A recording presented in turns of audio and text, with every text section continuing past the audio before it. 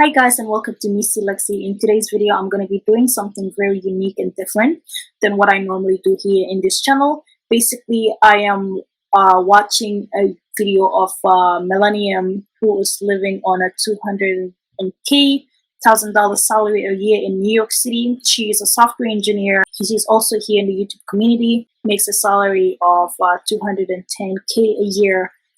I'm actually excited to see what she has to say. Just me watching this video is very inspiring for the fact that at such a young age, and also her just being very frugal and as well as very smart about going about how she manages her finance, and also kind of inspiring other individuals and young people also to kind of follow her footsteps, and also being from a family who's well educated and well informed of how she can also come about as a successful young lady.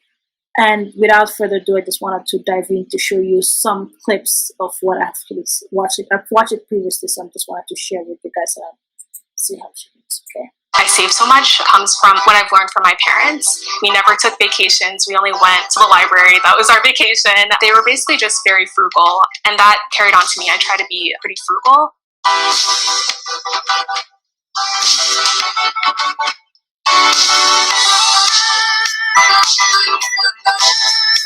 Hi, my name is Bukola Ayodele. I'm 25 years old, and I make $210,000 every year and live in New York City. I'm a software engineer working in the... First of all, that amount of money, it's crazy. It's actually, I don't know if Canada, obviously not a lot of digital tech people in Canada make that much in the first year just coming in right off the bat. A lot of us, our salaries starts for like 40Ks and whatnot. For the fact that as a being in the tech industry and making that much amount of money, it is very good. Like, girl, this is good. I don't like where this is going, because this is actually kind of inspiring a lot of young people also who are thinking of becoming a software engineer or getting into the industry, that there's possibility of them making that a much amount of money, but also to kind of live comfortably. And in this video, she's gonna go dig deeper and explaining how she utilized that money and how she kind of breaks it down and stays on budget and things of that nature. And I'm basically also learning from her. The fintech space and building tools and applications for engineers.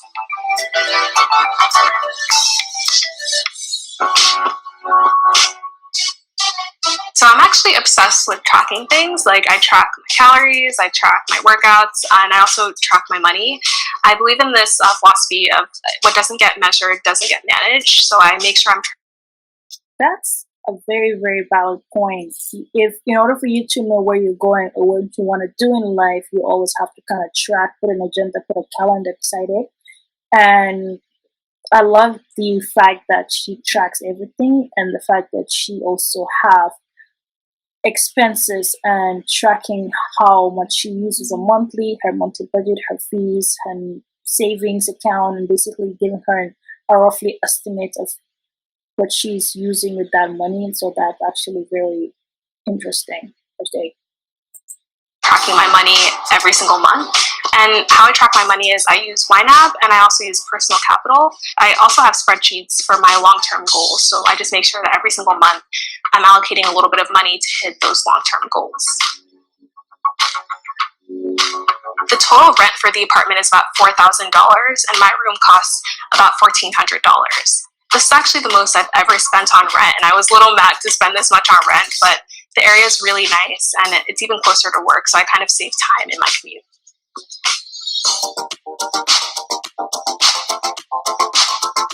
I was born in Nigeria, and I moved here when I was 6 years old, and we moved into like an inner city neighborhood when we first got here, and my parents really like hustled and worked hard to like get us to a better neighborhood. Growing up, my parents really valued education, and they really pushed my sister and I to pursue very traditional career paths. In our house, we had a saying that you could either be a doctor, a lawyer, or a disgrace.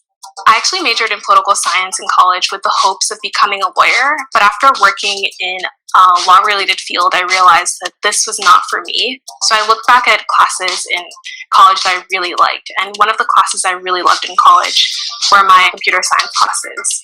I decided basically whatever conversations they're discussing right here, it is resonates so much with me. The fact that being also a science student from the background, being an African descent and child, and how a lot of our career options growing up, it's always doctor, lawyer, engineering, and the fact that I actually have a degree in core science, but then now I am working in the digital marketing field, it was unheard of. It's something that I have discovered later on after graduating, that I was always love working with computers. I love to do marketing.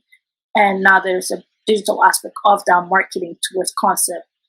And for her to just kind of show you that initially she wants to do something else, but then now she's also pursuing a career in the tech as a software engineer, it kind of resonates to my own, and I feel like there's a lot of us out there that will be able to relate to this story. So I'm just going to continue. To quit my job and do a sabbatical. During my time doing a sabbatical, I joined the Recourse Center. The Recourse Center is sort of like an engineering retreat where you can learn how to program and just sort of build new projects. It was totally free and it took 3 months. And then after that, 3 months later. So similar program that she was discussing here, C Toronto, they able to help you kind of maneuver that. They give you 3 months program in order for you to kind of get your foot in the door by learning and getting the education and a scholarship that's paid for your training. And then once you're done, then you'll be able to utilize that skills and the knowledge from your classroom work or from your diploma that you have just achieved in order for you to kind of get into the field and start as a digital marketer or in the film industry or whatever field that you want to go into it. So I know that's what similar program that she's talking about that she took in New York, but also in Toronto here, they're offering it to the C program. So if you wanted to learn more, or if you're in Ontario and you wanted to learn how you can utilize that information, I know pretty sure that a lot of colleges and universities that there is some similar program out there that a person can take in order to start it. You don't necessarily have to kind of take the full 4 years program within the tech industry in order to be qualified as an engineer. There's some boot camp that you can do, and in order for you to actually achieve that goal or get into that career of the tech industry. I got a job. I got so many rejections left and right, and I just had to learn to just be a little bit more persistent and to keep pushing. We're getting our account balanced, and then we're just returning self. That is very true. So when you first are starting your career within the tech industry itself, or for me as a digital marketer, obviously, right off the bat, when you're coming out with your knowledge or with your degree or your diploma, a lot of companies are not going to straight away hire you just because you don't have the experience and knowledge yet. They're more likely to take a candidate that is more prominent and candidate that has better resume in a sense of experience within the resume. However, with the program that is being offered right now for this 3 months bootcamp, a lot of them, they give you an internship in which you will be able to use some of the experience and work with actual real clients. So that way, when you're going into interview, you can actually showcase your project, because it's all about show, don't tell.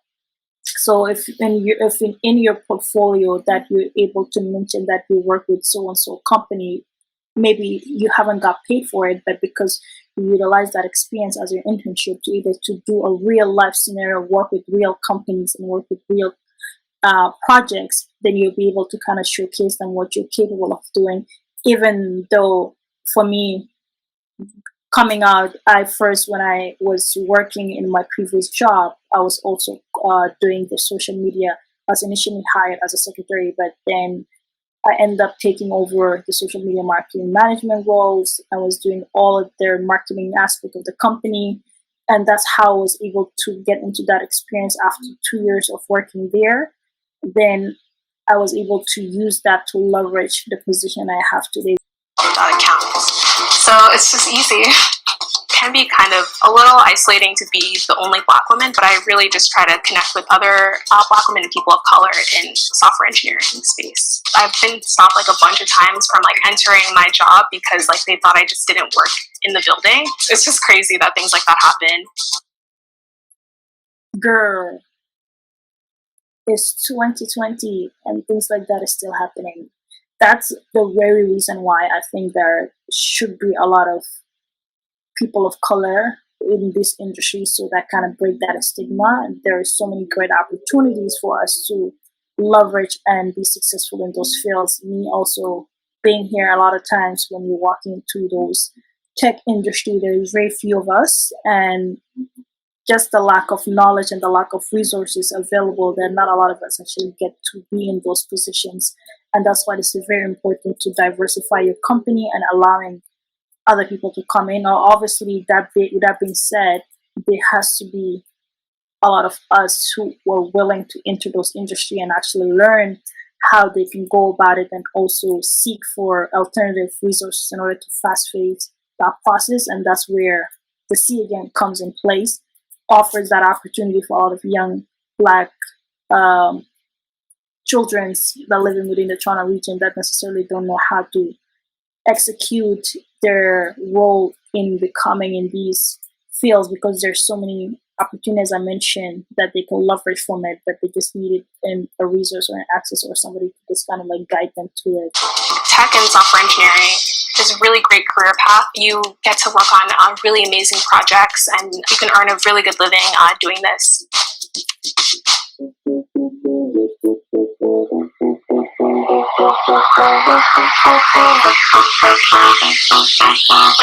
$200 goes towards groceries and $100 for eating out. I grew up on meal prep. My mom always made us some jollof rice in the house, so I usually meal prep my meals. It's good? Okay. Mm-hmm. So that meal prep, I need to learn that. I don't do meal prep, and I feel like I spend a lot of money eating out or buying lunch. So luckily, I am so lucky that we are in quarantine and COVID-19 and all that stuff, where most of my work is actually working from home, so I'm still able to kind of eat at home and not travel as much. So I was able to save a lot of money during this pandemic period. But before that happened, I was always finding myself obviously eating, buying lunch, using transportation, public transportation and whatnot. And if you want to save, those are little things that you don't consider while you kind of putting your budget in mind. But for the fact that she's mentioning how you can also just meal prep and kind of complicate in order for you to save, that is very, very important. And I think like that's something I would also use in the future, just in case I decided to, or we decided to open up and go back to the office. That is something I would be doing. Okay. So yeah, I am not gonna continue the rest of the video. Obviously, you can go watch it on YouTube. It's called Living Off 210K a year in New York City as a Millennial. That's as I mentioned, I'll be posting the rest of the remaining of the link below so that you can go ahead and watch it. And I find this video was very inspiring, and just the fact that she was able to cultivate her journey through the tech industry as a software engineer and being the minority within that field, and also how she was able to use her expertise and experience and also kind of also inspire other people to do the same. Thank you so much for tuning in today, and you can see the remaining of the video below. Don't forget to like, subscribe, and comment if you like to see more of this kind of video for me to kind of produce. I will be doing more. Also, you can also send me some of some of YouTubers that you would like for me to also do some review on them. As for now, ciao and enjoy your weekend.